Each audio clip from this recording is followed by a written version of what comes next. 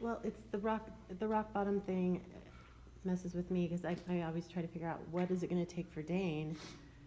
He thinks he hasn't hit that yet either, and so he sits in group and like her, he says I haven't hit that rock bottom. I haven't had been whatever all these things have happened to you guys.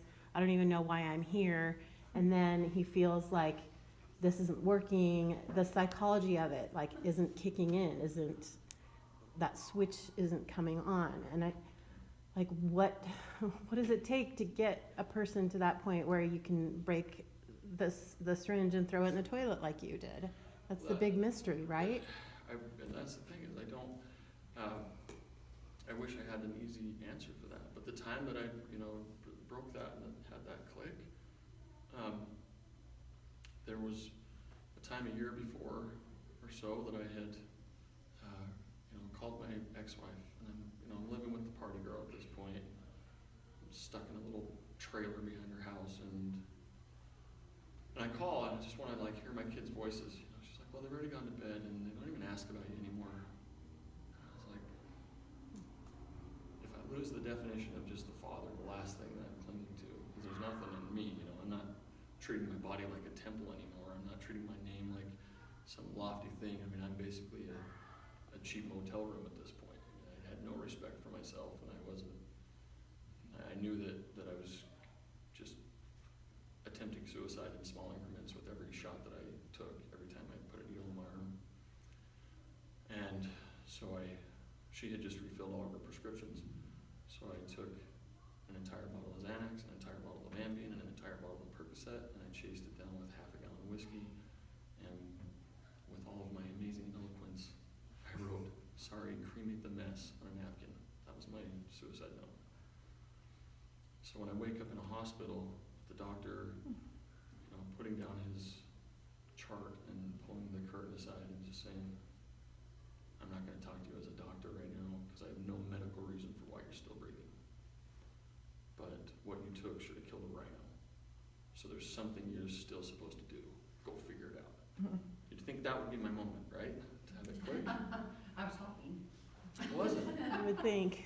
It wasn't. Now that moment is crucial, like in my mind. There's another moment of talking to a bishop about something that I was so stubborn and hard-headed at that point that I was not willing to take a step foot into a church. But I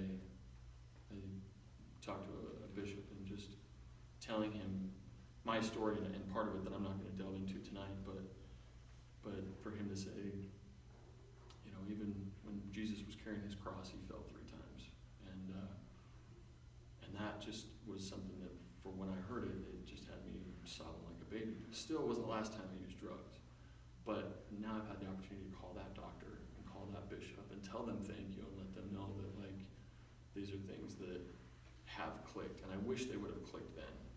But this idea of you hit your rock bottom and then you just steadily go upwards. Has anybody lived a life like that in any facet? Like, have you guys ever hit rock bottom? Like Christmas. You're living the National Lampoon's Christmas Vacation, and then you set your New Year's resolution, and you just never stop your upward trajectory. Nobody lives that way. It doesn't pan out like that. It doesn't. If you cheat on your diet, or you go out and skip a day of going jogging because you don't feel like it, or it's just happen to touch gluten, it's not like heroin necessarily, because just one time of doing those things can't kill you. But when we've gotten to the point where our brain is a little bit hijacked with wanting that escape, you have to understand that, I had been trying the Xanax, I'd been trying some of the party drugs, I tried cocaine, I tried drinking myself into an oblivion for months because it was easier to black out than to have bad dreams. But at the same time, it was like the moment that hit my receptors, I was like, oh wow, this shuts my brain off so much better than anything else. Why on earth would I reach for, some less than substance if I can feel like a rock star every day? And it didn't immediately have these horrible consequences. It was just like waking up the next day and going let's get some more of that. But if somebody's got to that point, whether it's, you know, meth or Xanax or alcohol or heroin, not as focused as much on the substance as the intent. What are you running from? What are you trying to hide? One of the guys that I spoke with at Northern Utah Cares, he said, don't ask why the addiction, ask why the pain. And in Dane's case, Caroline, I'm giving you a really long answer to your question. You know, there's times when you're thinking lucidly, and initially when you're using drugs, like you might only have a few minutes out of the day that you're thinking like a rational person. But we just do everything we can to keep reinforcing those conversations. And whether he's lying to us or not, or whether he's telling us what we want to hear, or whatever else, like we keep reaching for that side of Dane. And then when he retreats and pulls back and he goes back to some of the old behavior, it's not like, I as mad as I get or frustrated or whatever, I might not like him very much in that moment, but just like you guys, like I love the kid. I want to see really good things happen for him. And if I could give it to him, if I knew how to bottle this and, you know, take that snapping the needle thing and put it, man, I'd be sending my great-grandkids to college by selling, you know, I'd love for people to have that, but it doesn't pan out that way. So we reinforce good behavior as much as we possibly can, whenever it's there.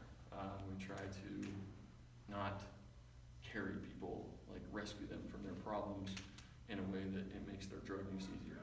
Always asking yourself, you know, am I making their drug use any easier? If you are, then you're enabling, and it's hard to not do that sometimes. But and then constantly reaching out for help. And as you guys talk to other parents and to all these other things, I feel like the shame and the guilt of being an addict are just not ever conducive to recovery, because you already feel worthless, you know.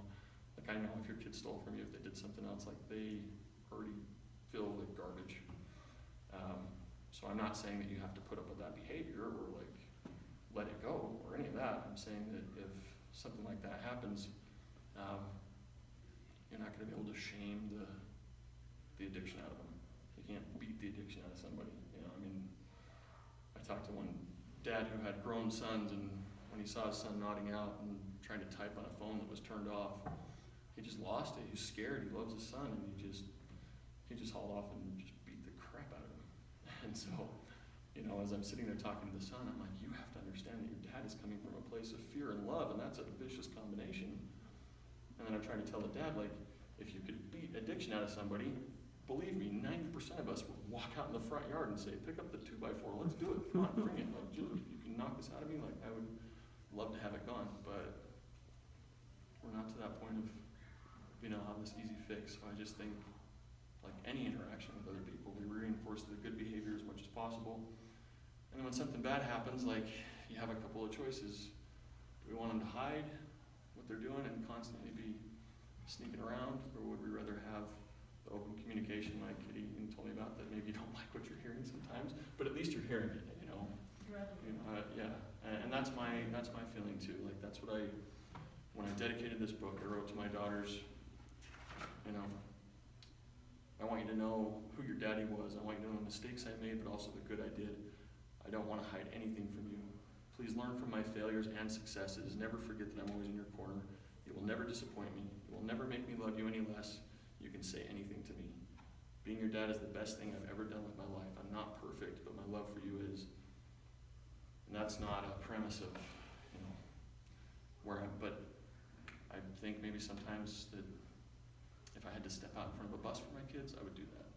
And if maybe I went through some of this and it helps them avoid it, then great. And if they don't, then at least they can come and talk to me about it. So we have 10 more minutes. How's everybody doing so far? 10 more. Any more questions right now, since we've got our last 10 minutes?